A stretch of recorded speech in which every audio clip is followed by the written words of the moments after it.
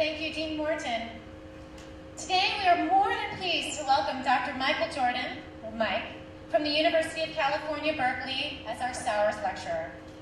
Dr. Jordan is the Pei Hong Chen Distinguished Professor in 2 departments at Berkeley, the Department of Electrical Engineering and Computer Science, and the Department of Statistics. Dr. Jordan researches methods and applications in machine learning, statistics, cognitive science, and artificial intelligence, and was considered the world's most, and I quote, influential computer scientist in 2016 by Science magazine. In response to this honor, Dr. Jordan was sure to acknowledge his network of collaborators for his success, but I have no doubt from tonight's talk, we will quickly realize that the title from Science is very well deserved. The Science magazine is not the only agency that has recognized Dr. Jordan's extraordinary contributions. He's a member of the National Academy of Sciences, a member of the National Academy of Engineering, and a member of the American Academy of Arts and Sciences. He's a fellow of the American Association of the Advancement of Science. He's been named the Name and Lecturer and a Medallion Lecturer by the Institute of Mathematical Sciences, IMS. He's received countless awards, including the IJCAI Research Excellence Award that highlights his work in artificial intelligence, the David Rumelhart Prize that praises his contributions in cognitive science, and the ACM AAAI Alan Newell Award that honors his work in computer science. While Dr. Jordan is a brilliant scientist, he is also, and I can vouch for this, a talented drummer, a practiced guitarist, speaks 7 languages by the way I count. He counts it to be 4, but I say 7. Not to mention he appreciates the outdoors. He's advised 100 students and postdocs over time, and in conversations with some of them, I learned that his advisees liken Dr. Jordan to AppleCare. So for those of you who are not aware, AppleCare is an insurance plan for their computers. And his advisees say, and I quote, that if you're part of the Jordan's group, you have Jordan Care for life. In that Jordan is an extremely thoughtful, caring, compassionate mentor, and his mentorship does not conclude when you graduate or when your contract ends. He genuinely wants his advisees to be happy and successful in both career and in life. So my pleasure to be here. It's a real honor.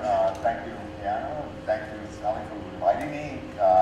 I get lots of invitations, but when I'm invited by people like that, I say yes. Thanks to Mark Sowers, who I had the pleasure of having my dinner companion tonight. We talked about physics, and history, and music, and all sorts of things. So yeah, I'm a statistician, and it's funny because as Leanna alluded to, there's a science article that came out and said, I was Michael from computer science, that I was the most cited. And so the guy called me up and said, what do you think about this wonderful thing I have? I said, well, it's great, but I'm not a computer scientist. So that's kind of, I'm from it. Statistics is a 300-year-old field, and it's a hard field. It's like it's the art of understanding, trying to take what you observe and go out in the world and figure out what's behind it. And that's really, really hard. And so nowadays we're in this wash of data and enterprises based on data, companies and all that. And that's what statistics is about. It's taking data and trying to build something. So some of the earliest statisticians, first of all, where does the word statistics come from? Anyone know? Yeah, I thought about it later. I'm going to put you on the spot. Wasn't the initial. You don't know? I'm going to teach you something tonight. Yeah, so one of the early statisticians was Laplace. If you guys need it. How many of you heard of Laplace? Laplace transform, right? Well, he was actually mostly known for being a statistician. He was also in Napoleon's government, a great government official. And one of the things he did when after the revolution was that he wanted to do a census of France to figure out what people were doing in France and how to build a better government. Because Napoleon was actually a real engineer and a scholar and not just a warrior. He wanted to build France, so they had to get data to figure out what's happening in France. And so Laplace started to gather data. He said, I'm going to create a new discipline, and I'm going to call it the discipline of the state. State, statistics. It comes from the word for state. Yeah, so that he was an early statistician. The era, early era of astronomy, gathering data about the sky, and people worked on that in statistics. One of the most famous statisticians of our century, of the last century, really my century, was Fisher, who was also famous as a geneticist. There were statisticians who have done economics, and so on and so forth. So this is a field that can really work on all kinds of really important problems, and every 10 or 20 years it changes. Right now, it seems to be about kind of IT, information technology. It's less about the information technology, and it's more about the inferences, and about what do you do with it, and how's that matter to human beings. Okay, so that's my talk. There's a lot of buzzwords up there. First of all, machine learning, I don't tend to use that phrase that much, but I decided for this talk, it's really a bridging between statistics and computer science, and so I think that's an important bridge, so let's call it that word. But I want to bring some other perspectives, dynamics, statistics, economics, to bear on this. Okay, so I need to get on the other.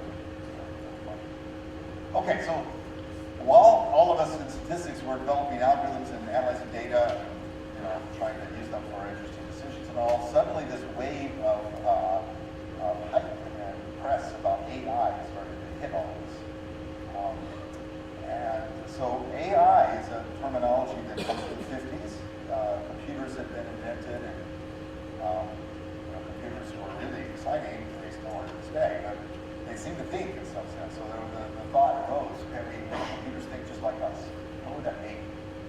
And so philosophers found this fascinating. For the first time, there was kind of a clarity of what thinking can be. There was a notion of software and hardware. Well, that was kind of like the mind and the brain. And it started to feel like progress could be made about what's the difference in which software that allows thought. So I still think this is a fascinating aspiration, but it's just an aspiration. I mean, we're not very far along in terms of understanding the mind and the brain. Our brain is exquisitely, amazingly complicated. Even a single neuron is just hugely complex. And the electrical properties of it and how it conveys signals, chemical, electrical, to other neurons is very complex. Now you've got billions and billions of them all interlaced. It's going to be hundreds of years. Right? And psychology is also fascinating, but it's hard to kind of peer in from the outside and figure out what's happening in the mind. Okay? So there is a lot of hype and buzz these days about AI, about we've sort of figured out intelligence, or we seem to be getting there, and that's going to change everything. Don't believe it. Okay? We have a lot of data, we have good ideas about statistical inference, and we have decisions to make, and we have to do this in a sober, interesting way. So here's a better metaphor, actually. My father was a chemical engineer. I think in the 40s and 50s, this was a thing. Okay? IT of that era. Right? Before that, presumably they had chemistry, and they had fluid flows, and they could take test tubes, and they could create materials, but at a tiny little scale. And in that era, I think they said, what the big dream was, let's create factories. What does that mean? Well, we have to do this at scale. We have to take in all these flows and huge pipes and things, and we have to make this work and not explode. And we have to make the economy survival and create jobs and so on and so forth. And then create products that create plastics and create all the materials that we're so used to. And they did. And not only that, they created an academic discipline called chemical engineering. Right? Aspiring to that level of success is something that I think we should aspire to. Now, as statisticians, we haven't really thought that way. We think of ourselves as scientists and mathematicians. Right? We're trying to uncover what's true in nature and find the principles and all that. That's all great. There's a little ivory tower. This word engineering is not a bad word either. Engineering means you build things that are reliable and make human life better. That's what engineering is about. But I think what's actually emerging is a statistical engineering. Using the principles of statistics, like test tubes, but then at scale. So you bring in computer science at that point. Right? So it's not really AI at all. It's a form of engineering that uses data, it uses human data, it makes services for humans, and it does it at our scale, and it changes our lives. Even something like Uber or Lyft, whatever you prefer. It's a tiny little thing in some way, but think about what's behind it. Gathering data from GPS, making that data flow in the right place at the right time, allocating cars to regions or cities, doing the logistics, doing the planning, doing the pricing, et cetera, creating a little economic system based on data. Most economic systems aren't based on data analysis in that way. So in some ways, I think we should think of Uber, not AI, as kind of the future, creating those kind of interlinked services based on data flows. Okay, so that's really what my talk is about. So let me start with this little question. What intelligent systems come from this? So imagine you're sitting on Mars and you're a Martian computer scientist. And you're trying to think about how to make the Martian computers more smart. They don't seem to be very smart. So you look down at Earth and you say, what down on that other planet looks intelligent that we can try to mimic in our computers? Okay? So from a very big distance, what looks intelligent down on Earth? Well, these things look intelligent. Brains and minds. So you might try to figure out how brains and minds work. So do psychology and neuroscience. And you'll sort of discover there's these things called neurons, and each neuron is not very intelligent, but it does something, and it's connected to lots of others, and somehow some magic happens. You can try to understand that and put that in the computers up on Mars. That's kind of what's happening right now. People think that understanding the brain and mind is the way to go, and will make better computers. I personally don't believe it, not at least in my lifetime. So you might ask, what else, if you're up on Mars, down on Earth, looks intelligent? So ponder that for a minute. What else on our planet, from a far distance, is intelligent? Ed?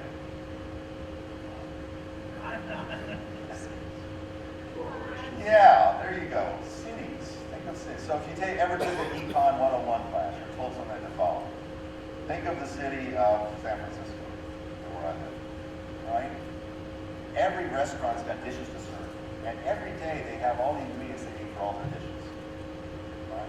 Every restaurant, and then every house has got the food it needs. Okay? And that's sort of scales of millions of things. And how did that happen? Well, there was some data involved, there were some choices and decisions, and it was sort of semi-coordinated, but not too coordinated. And someone had a truck and they had some extra oranges, and they realized that they went over there, they could sell their oranges, and so on. Right? Somehow it works, and that is the miracle of economics. They are intelligent in the sense that they're robust, they're reliable, they work at all scales, they've been working for thousands of years, and they don't really entirely work, right? They have problems, they have difficulties. Well, that's great for academics. I want to study them, understand how to make it better, right? And make new kinds of markets, not just taking old markets from 3,000 years ago. All right?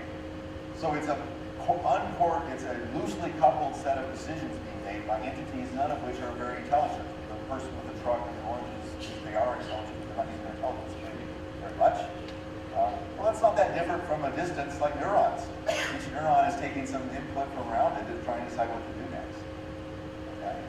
And I think this is really the right way to think about it, that if you were to be inspired by something, be inspired by economics, which is that we have a bunch of people making decisions, and they make them in such a way that everybody's happy. That is what economists do. They have problems too, but everybody is happier than if each individual is just going after what is trying to maximize only its own. So this is a source of thinking about intelligence, right? And statistics should embed itself in this field. So statistics hasn't. This is what the kind of surprising thing to me. There is a blend of economics and statistics. It's often called econometrics. With all due respect to the econometricians of the world, some of whom are Nobel Prize winners, it's the boring part. It's just analyze time series analysis and try to get the data flowing. Right? It's not the market design, the mechanism design. It's trying to make things better. It's just measuring. It's fine, but it's not enough. Right? We want microeconomics and market design, mechanism design to integrate with recommendation systems, with learning systems, with statistics. Okay. Here's a little bit of a history from my point of view of what this field of machine learning, or what's now often called AI, really just statistics has done in terms of real-world success. So part of the message here is that this is really not new. So already in the 1990s, lots of companies had a back end that was doing lots of big, large-scale data analysis. So I have kind of Amazon in mind here, but you can think of other companies.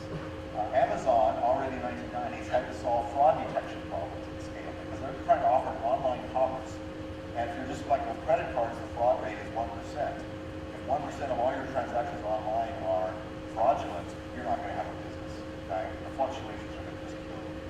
So they said, well, we should analyze the data. We can take huge amounts of transactions and we can find out, we can give people a label, which are fraud, which are not fraud, and try to build classifiers that see that. And they did. They used something called random forest.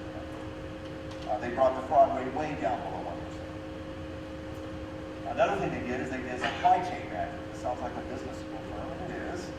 But a supply chain, if you're trying to serve up billions of products, which Amazon does, is critical. You've got to have all the right products in the right place at the right time to serve all the hundreds of millions of people who want them. And each product is built out of lots of pieces. And so you have to model all that. What's the probability that I'm not going to get certain things in my warehouse because there's been a storm over the South Pacific? So they had data, and they did modeling of all that, and they did it really, really well. And now companies like Amazon have hundreds of people employed to do this kind of statistical modeling. Right, so that was already the 1990s, okay? And it had a huge impact, billion to trillion dollars really on our economy. Having done all of that, they said, well, we've got these servers, we've got these processors, these algorithms. They can take large amounts of data and make sense of them. What else can we do with it? Well, a lot of the data is about human beings, but we can use the data to offer new services to people, not just back to people. So, for example, if Ed comes to Amazon.com and buys lots of books, and then I come later and buy some of the same books, they decide that I'm similar to him, and they offer some of this other books that he's bought to me. That's called a recommendation system. And you all now know that you've used it. It made a huge amount of money for Amazon. Okay? So, critical innovation. So, social media commerce behind that is large amounts of data and is being analyzed and is like already, 15 years ago. Like nowadays, people are talking about it a lot more. AI has become a buzzword. But I think that this third generation, which I would call pattern recognition, it's about speech and vision and translation, taking large amounts of data to do things that look human-like. And so that kind of brought people into the language of AI again, talking about, well, we're mimicking humans. Yes, it's been important. Yes, it's changing aspects of our economy, but no, it's not even close to the impact of it. It's not even remotely close. And who knows whether it will. I personally don't think so. I think it's great to have speech recognition computer vision. There's things you can do with it. We're not going to replace humans from doing anything. Why should we? Humans are good at it. And I'm not sure the economic value of replacing humans really is that meaningful. So yes, it's really interesting and exciting, but I think it's being oversold. I think what's actually emerging right now is what I've already alluded to. It's not replacing humans with an intelligent entity that's a robot that can do what humans do. That's for science fiction and all. What I think is emerging is this large-scale networks and markets based on data analysis. Right? So think about a big city like Shanghai, and think about all the restaurants and all the people who want to dine, how to match people to restaurants. That's just not solved. And Uber sort of done a little bit of that for transportation, but think of it for music, for art, for all kinds of other services. Right? So that's what's emerging. All right, so this past year I wrote an op-ed. I don't usually advertise my work, but here's a little piece of advertisement. If you haven't seen that, I'd recommend you read it. It is for a general audience, and it's meant to kind of clear away some of this mystique of the language. What is AI? What is not? And so on. So AI really, again, it's from the 50s. It's this, create an entity, a computer that seems as smart as us. And again, I just don't think that's going to happen in our lifetime. We're way too smart. Even children are just way too unable to abstract the world, think in long-term scales, and so on. Think semantically. Anyway, I don't think that's where the progress has been. The progress, I think, has been made because this thing that's often called IA, intelligent augmentation. The computer takes in vast amounts of data and organizes it in a way that makes us more intelligent. And that's what a search engine does. That's what the kind of translation systems we have now do. They make it possible to speak in different languages because you're talking to the computer and translating it. So that will continue. But yeah, I think that what's emerging now is something more like an infrastructure around us that knows about us and in some ways makes our life better.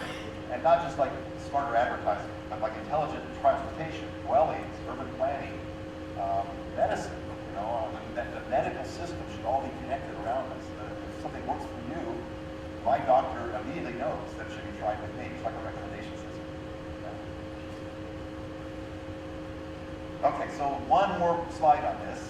I don't think this human imitating point of view is the right way to think. Okay, humans are really great at certain things. We evolved to do certain things.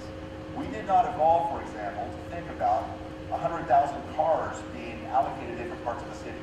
That's not what humans are good at. That's not what we back in the force we did. There are economic and statistical and mathematical principles that you can write down and make a system do that really, really well. Imitating the human to make the human, the computer do that is just dead wrong. All Moreover, this word autonomy people talk about, like that should be the goal. We should build autonomous intelligent systems. Right? Why? Why should we have autonomous systems? So people talk about autonomous self-driving cars. Why should it be autonomous? Okay? A car, if it's driven by a computer, should be in close contact with all the other cars around it. It should be a federated system. Right? If a tree falls down or a boy just ran into the street, the car should tell the other cars around it about them. They should all know where they're each going and avoid each other. It's like an aircraft control system. So it's a system. It's not an intelligence that's autonomous that you put in the middle of something and hope that it works. Right? So I hope you get the flavor that engineering problems here are that of building systems and not just AI. Right. What do you work on if you're interested in these kind of things? Well, this is what I've been working on for the last 10 years. All kinds of interesting problems. Most of them aren't pattern recognition. They're kind of decision-making science statistics. Multiple decisions, markets, real-time performance goals, cloud edge interactions, abstraction, provenance is really important. If you're trying to build systems that take in data and are used to make predictions or diagnoses, think about a medical system. If you'll read that op-ed, I mentioned a personal medical situation where some data was collected. We went in and there was a diagnosis made. It was a scary diagnosis, and the option was to have a different procedure that was dangerous. Okay? But I found out where the data had come from, and the data was about 10 years out of date. But more importantly, it was measured, it was done on different machines than the machines that we use for us. And you can read the story yourself. And so the data was in some sense not so relevant, and probably that bad diagnosis we got was a false positive. And I concluded it certainly was. And so we didn't do the scary procedure, but lots of other people that day had that same diagnosis, just with high probability. And a lot of them did the scary procedure, and some babies died. Okay? And that's happening all the time right now. We're not building systems thinking about the overall provenance. So every time you have, if you build so statistics is not very good at this either. We collect our data, we sit on it, we analyze it, and then we give our answer. And the data was relevant to our answer, obviously. But if you're building systems that are going to work for 20 or 30 years that do commerce or medicine or whatever, a lot of the times the decision being made now depends on data that was collected 10 years ago in a different situation with different people and all that. And there should at least be an annotation of that. Right? Your error bar should get bigger if it's out of date, and that's just not being done. So provenance is a good word. That's a database word. So in fact, I think computer science has a lot to give to this field, and it's words like that. It's not the AI part. It's the database part. Okay, so let me turn to more of this economic point of view. That it's not about just computer science and statistics. It's economics is really critical in thinking about where we're going. So this is going to be a really, really simple example. We'll have a load balancing. So usually when you have lots of number of decisions in the real world, they interact. In the computer, they often don't interact. In the real world, they interact when you have scarcity. So we have to think about market design. So let's look at a classical recommendation system. I've already alluded to this. You all know what it is. A customer comes in, they make some purchases. I keep a record of that. I cluster customers, and I recommend items to people based on that simple letter. Okay? So that's what happens today to Amazon. If I go to Amazon right now and I search, it'll recommend some books to me, or movies, or whatever. The way it did that is it took me, it featureized me, it turned me into a 40,000 dimensional feature vector based on my demographics, my history, et cetera, and put that vector into probably a neural net, and out came some recommendations. Okay? Later, maybe Ed comes to the same website and they featureize him, another 40,000 dimensional vector, they put it in this neural net, and out comes some recommendations. Right? There's a good chance they'll recommend the same movies to him as they recommend to me. And in fact, today, they could have recommended the same movie to 100,000 people. I'm sure that happens all the time. Is that a problem? Well, no, there's no scarcity in the virtual world. You can copy the bits as many times as you want, stream it to everybody. But if you recommend the same book to 100,000 people, and they all buy it, well, that's also not such a problem. There's print on demand. You just print the books to Amazon, where you can send the books in your hands. Right? But what if we try to build these kind of systems for the real world? Okay? And this is relevant because recommendation systems have become a commodity. There's software you can download that really works. It's recommendation systems for a scale of hundreds of millions. So companies are now springing up all over the place to do recommendations for other things, not books, not movies, but other things. And especially if you go to China, it's full of entrepreneurs these days. They're all downloading software and building companies around it. Right? So you will see something like the following. I'd like to build a restaurant recommendation app, which means that I'm in Shanghai, I walk out of my meetings at 6 p.m., I'm hungry, I don't know Shanghai very well, I want some recommendations. So on my cell phone, it can deliver that to you. All right? Well, just have a recommendation system do it based on my history of other restaurants I've been into, that they can sort of figure out what are some cool restaurants for me and give me a list. Right? But there's now a very good chance that they're going to give the same restaurant recommendation to Sally and to Shanghai 10 million other people. And they're all going to go to that restaurant, and that's going to create congestion. Bad idea. Okay? What if I do an app that is going to try to recommend paths to the airport for people in Shanghai? Well, if only a small number of people are using it, no problem. But what if everyone in Shanghai is? They're all going to try to go on the same street. Okay?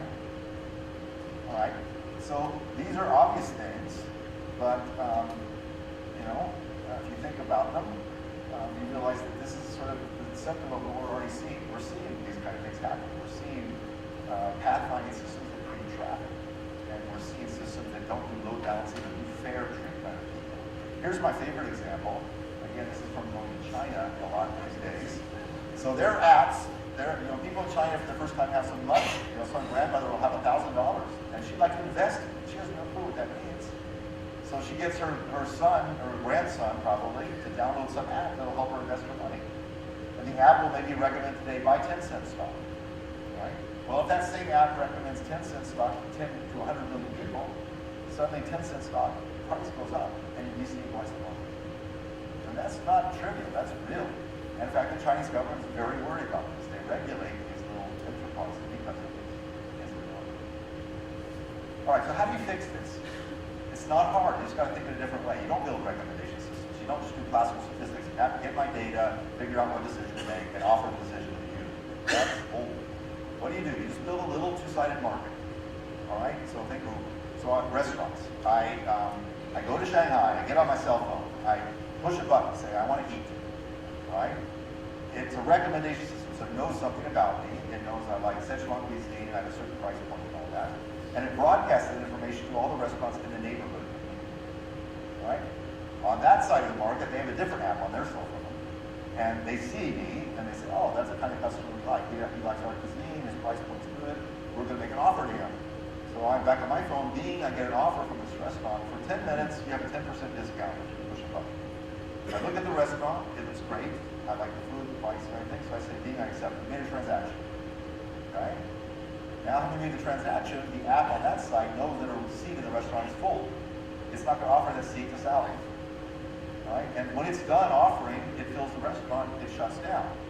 All right? Then all the other restaurants around that see that their competitor is full, big opportunity. They start making 20% discounts because they can have it.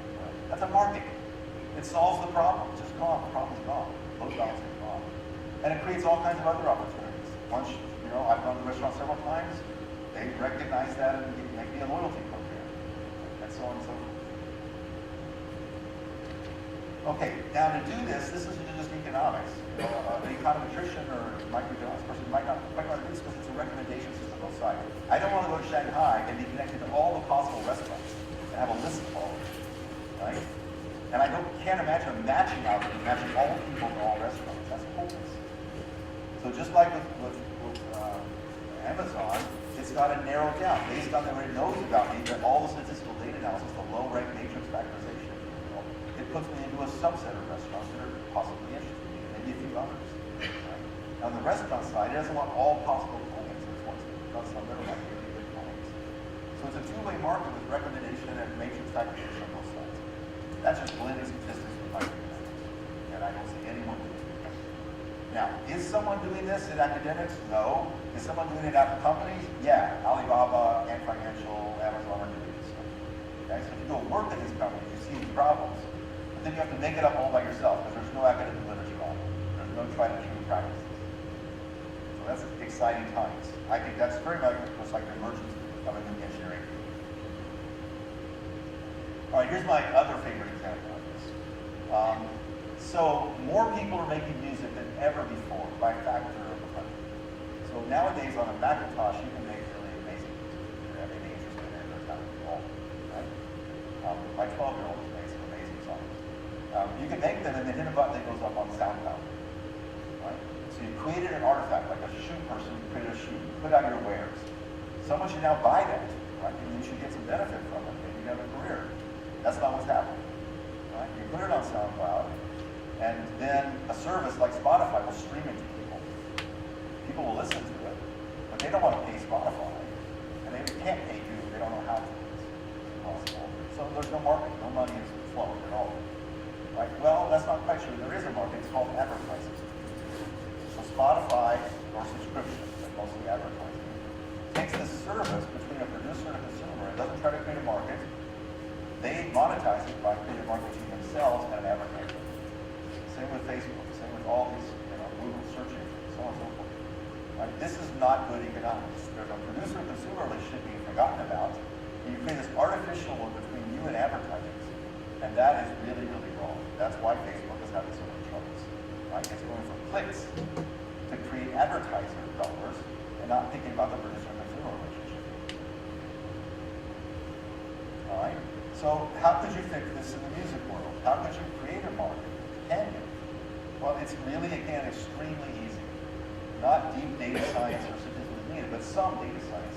So what I do is that suppose that, against the point to Sally, suppose she likes to do music on the weekend, okay? And she puts her songs up there, and they're pretty good, and a lot of people listen to them. So the service, some platform, at the end of the week will show her a map of the United States. And on that map, it'll be data. It'll show her that maybe in Cleveland, Ohio, 20,000 people listened to her last week, right? Or whatever, you don't know why, but now she's learned something, right?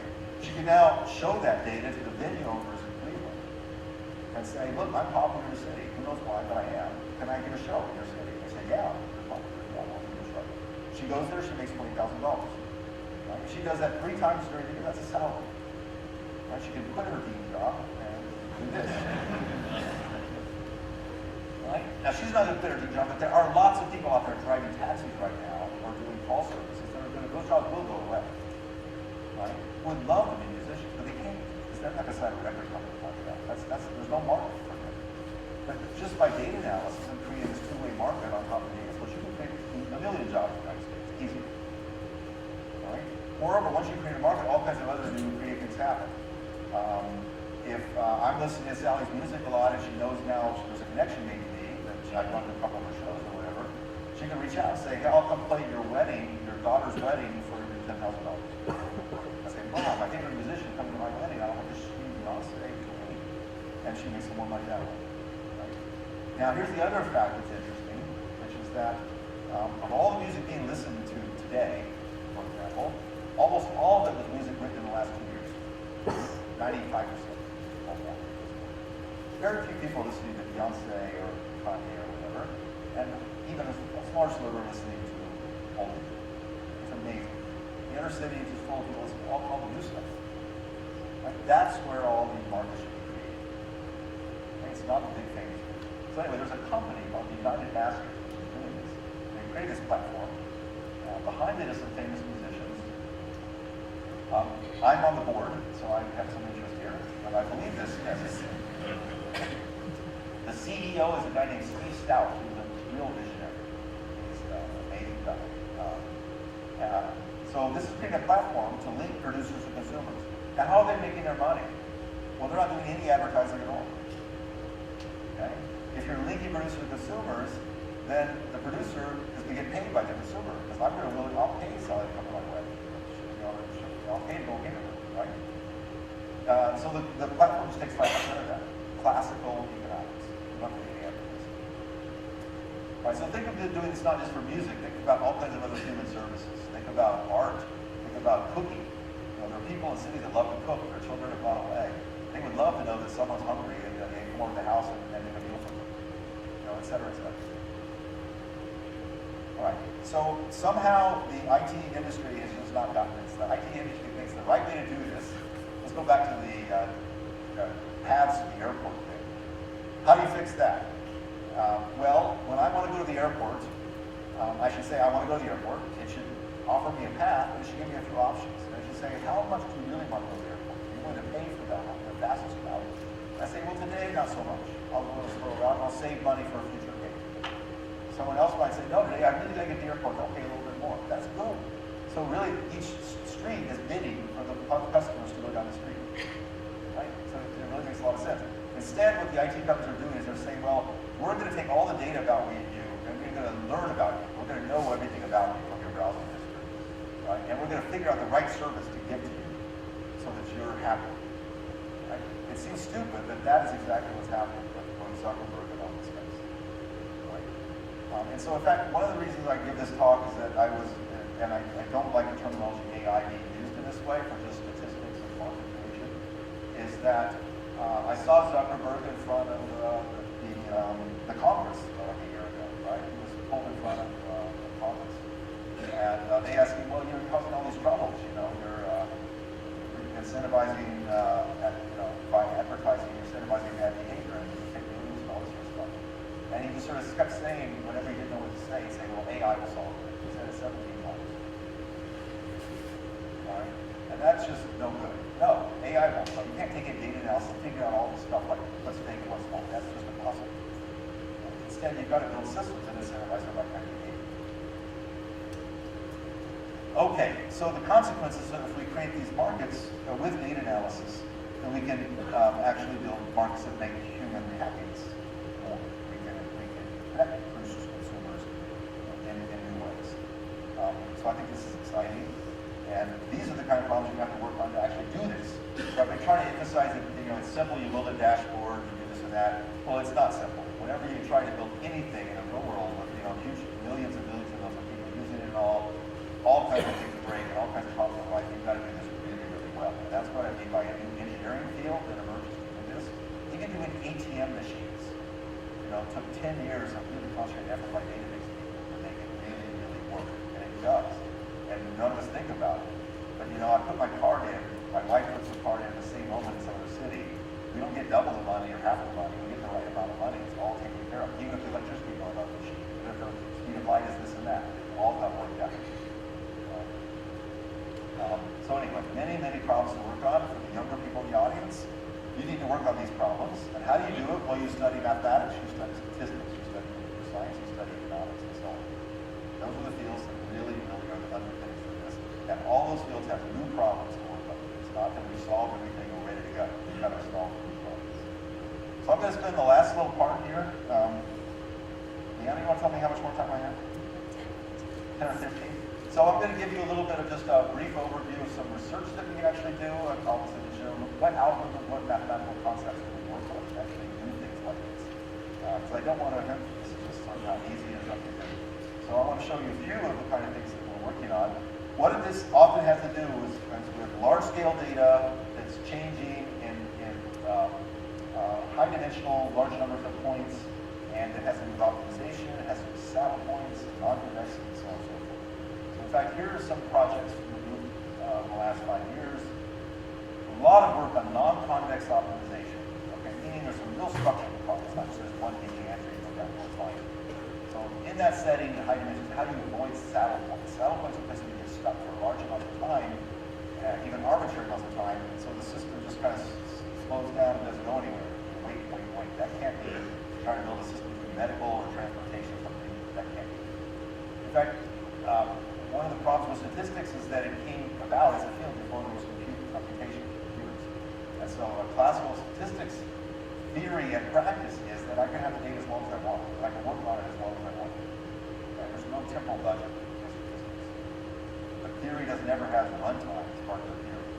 And in practice, I just take the data, I work on it until I'm done, I get my answer back to whoever gave the data. And in real life nowadays, that's just not the case. In transportation, I've got to make I have seconds to make the decision before maybe there's an accident. In finance, maybe milliseconds before I lose my money. In medicine, maybe hours before somebody dies. So there's always a temporal budget. And have a field that's doing data analysis without any notions of temporal budgets, that's a mistake. So when we start talking about temporal budgets, we have to worry about things like non-convex optimization. How long does it take to get past saddle points?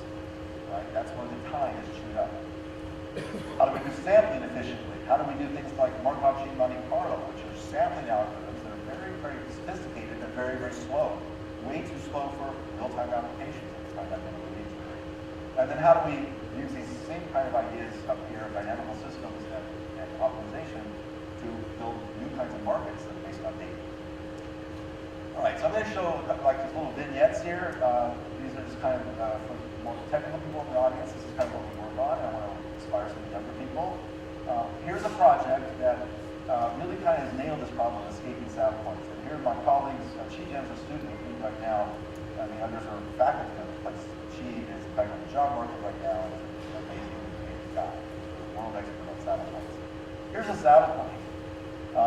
These learning problems are basically optimization problems. So you're trying to go downhill, and in the classical optimization, it's just a bowl shape, and you become a lot of bowl.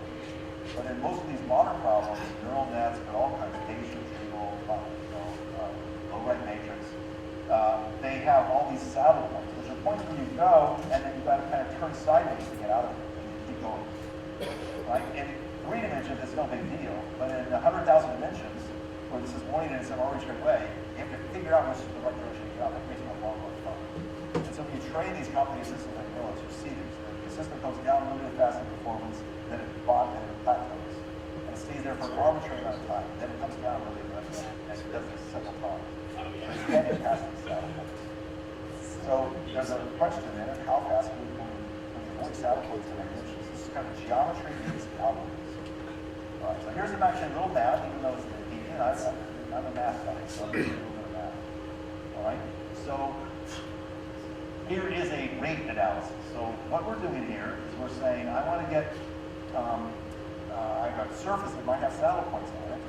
I want to start at some arbitrary place, and I want to move downhill, and I don't want to end up at a saddle point. I want to end up at what's called a second order stationary point. It's a local minimum. I don't want to hit a second or a maximum. The question is, how fast can I do that? Right? And so I want to arrive at a second order stationary point within a ball size epsilon.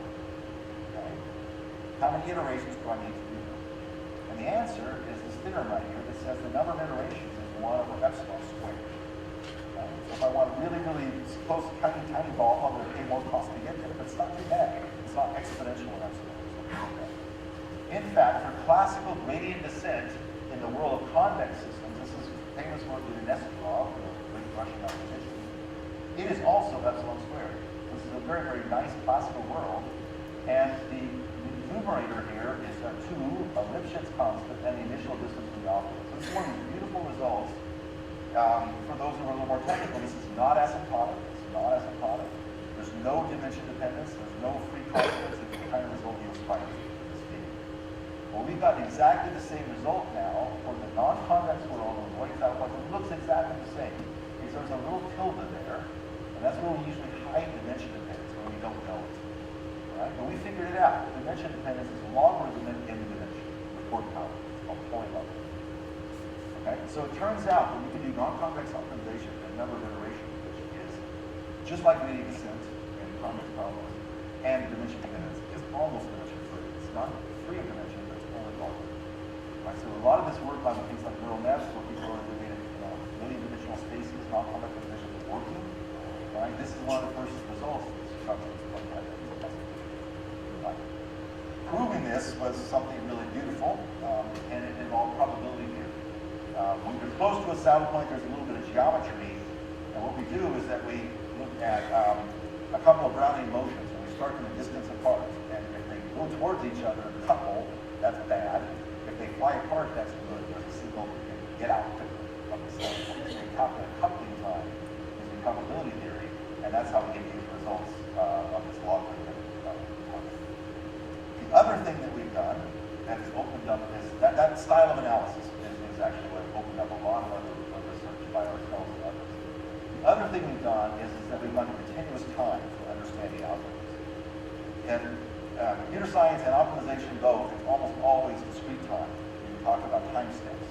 That's been good for certain purposes, but it's not good for talking about going faster and faster and see how fast you can go. In fact, trying to have a lower bound, how fast you can possibly go. All right, so we've been able to make a huge amount of progress on that. We now have lower bounds, and we have algorithms that achieve them all in continuous time, and then we have methods to discretize them to still achieve the fast rates. And there's a very important 2 papers done by my students, Andrew Masona and Aisha Wilson. Their theses were about this and kind of helped look this over. So Andrew and Aisha were together on variational and Hamiltonian, and Aisha's worked on symplectic with the Albanov and Michael Beck both from Columbus Georgia as well. So we have written down, this is one slide, I'm not going to get into details here, but for the physicists in the room, an object, we call it Bregman-Lagrangian. It's a continuous time characterization. It answers the following question. If you're trying to do an optimization algorithm, is there an optimal way to optimize? Okay? That's an interesting question. You would think that physicists would have kind of answered that, but they didn't. They were just talking about optimizing, because that's what nature does. They weren't thinking about the optimal way to optimize. But that's what we wanted, because what's the best way to solve the problem? That the problem is to optimize. What's the optimal way to optimize? So this Lagrangian captures that notion. And then we just sort of do standard calculus of variation, get out a differential equation, and then find ways to solve that retain the fast rates, and there's something called symplectic integration that allows us to do this and achieve kind of reliable algorithms that go down at the predicted rate and kind of make this into almost a machine. Stuff there. Having done those two pieces of work, we were able to do a whole lot of other things. So here's one that's been an open problem in literature. What if you're at a saddle point and you're going to the saddle point?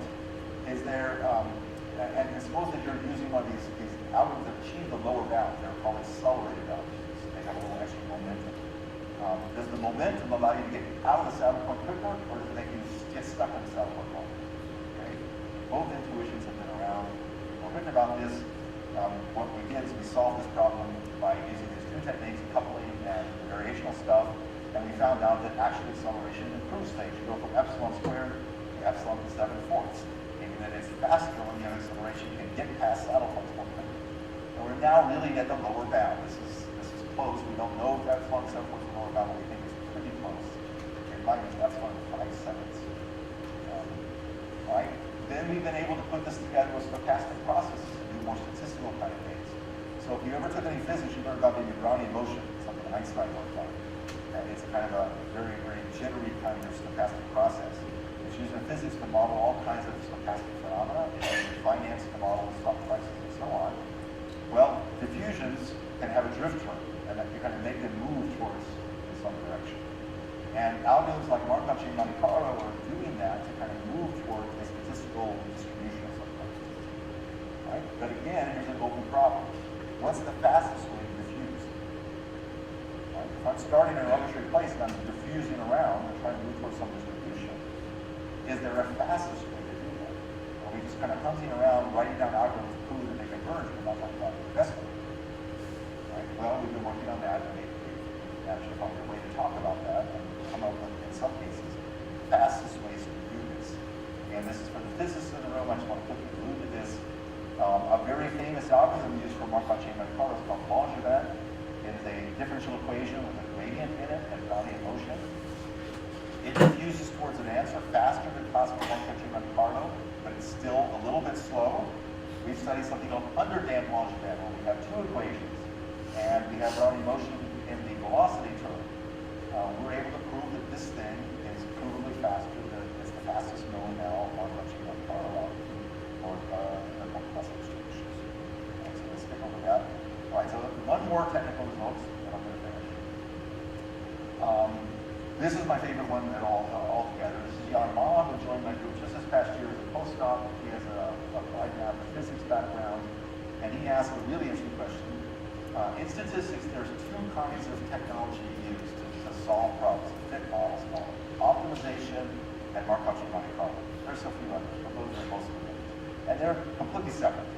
The Bayesians typically work with the Markov chain Monte Carlo, the frequencies work with others, and no one tries to really bring it together. Okay? That's not entirely true. All right. So in fact, people have sort of just been satisfied with this, that sampling is slow, and the Bayesians appreciate that, but you get more out of it. You get out inferences, error bars, and so on. Whereas optimization just gives you pointers. Right? Is this really true? There's not been a theoretical analysis of this. Okay, so using all the tools we've been developing here, I'm going to just now, I'm not going to get into it, I want to explain it. Jan did this. This is really the anchor. The other authors helped here. This is really his work. He showed that there's a class of problems, there are sort of mixture models, if you know what that is, Bayesian mixture models, right? Such that these Langevin algorithms converge at a rate which is polynomial. It's d in dimension, d to the third power. Not as good as we had before, logarithm, but not that. Whereas any possible optimization algorithm based on gradients or however it is exponential dimension. Okay, so not only is the focus false, it's completely false. It's possible. Completely possible. Sampling algorithms can be way faster than optimization algorithms. So that kind of boggles the mind, but it's true. Okay, so skip this. And here's the open area that we're now oriented towards. And video view is moving into the not yet. So far, my group. We're trying to think about how market design meets learning or statistical estimation. And here are two problems that they've already made the problem design. Instead of trying to avoid saddle points, which is what an optimization person wants to do, then we find saddle points. That's what an economist wants to do. A saddle point is a place where, if we're competing with each other, I'm happy because I'm at the bottom of mine, and you're happy because you're at the top of yours. Okay, that's a saddle point. Those are called Nash equilibria in economics. Can we find Nash equilibria efficient in high dimensions? Okay. All right. So we've been working on that. I'm going to show you a couple of slides. And here's my favorite little example right now, is that there's a problem in old statistics literature that's now being revisited. It's called bandit algorithms. You've heard about reinforcement learning, and the AI people talk about this is the next new thing. I've known that's reinforcement learning. Reinforcement is kind of a fancy version of bandits. Bandits plus optimal control. Bandits is a really cool problem. It says that there's K options happening in the world, and I don't know, I'm going to pull one of these, I'm going to choose one of the K options. I'm going to get a reward, and I don't know which one's the best. So I've got to pull each of them try each one a few times, and start to learn, maybe that was the best. But I always have to hedge my bets and keep trying the other options too, because maybe I just got bad data, and maybe that was actually. This feels like real life. There's lots of problems that have this plate. Okay. So this is a study to death, and there's regret downs, and there's all kinds of beautiful work on it. And here's the problem: it's not a study at all, which is the real world problem. Suppose that I have pay options and I'm learning about them, and at the same time Sally is trying to choose one of those pay options too. But we both can't get a certain option, right? There's competition. If I get on one, she can't have one. Okay? Right, so now as I'm pulling these arms and starting to learn the arm one's looking pretty good for me, I also see that Sally's starting to like arm one too. Okay? So I now know that I may not be getting what I like to get. So I can hedge my bets even more than I would have done before and explore more arms too. Okay? So study that and try to get regret downs and all that is a brand new open area. Skip that. Okay, so back to the very top level, I tried to couch this talk a little bit in the language of what is AI, what is it not, what does this have to do with companies and life around us. So we just return to that theme. If you are going to use this buzzword of AI, which I encourage you not to, it's often said that it's data plus algorithms plus machines, but really it's data plus algorithms plus at least markets, because we have to have humans and human utilities and preferences as part of the discussion. If you're talking about fairness, for example, which a lot of people are talking about nowadays, fairness is not giving the same thing to everybody. Fairness is being aware of what people want, their utilities, their preferences. That's building a market, right? So instead of trying to guess what people want and give them that, like in the advertising world, instead create a market. And I think the companies that start to do this are the ones we're going to still see in 50 years. Just to be clear, I think that we'll see Amazon in 50 years because they create markets. We'll see Alibaba in 50 years. We'll see Uber or something like that. Will we see Facebook in 50 years? No way. It's not creating a market. And you can see all the problems that are rising because of that. In fact, I don't think they've been innovating for the last 10 years. They've just been buying Instagram and so on. They're not big. Okay. Okay, so that's my talk. This field, whatever you want to call it, I call it statistics. Machine learning, AI, or whatever, has come of age. But we're very far from actually having an engineering discipline. And that's part of the problem with my friends and the statisticians say we're not engineers, we're scientists. Well, good scientists are also engineers. So we have to embrace the idea that we're trying to build systems. For the first time in human history, we're building an engineering discipline that's mostly about humans. Civil engineering, chemical engineering, electrical engineering was about electrons, chemicals, and stuff. It helped humans, but it wasn't fundamentally about humans. This new discipline is fundamentally about humans. And so making a new discipline that is a good engineering discipline helps humans. I think that's really exciting. I think that's what's happening right now. Thank you.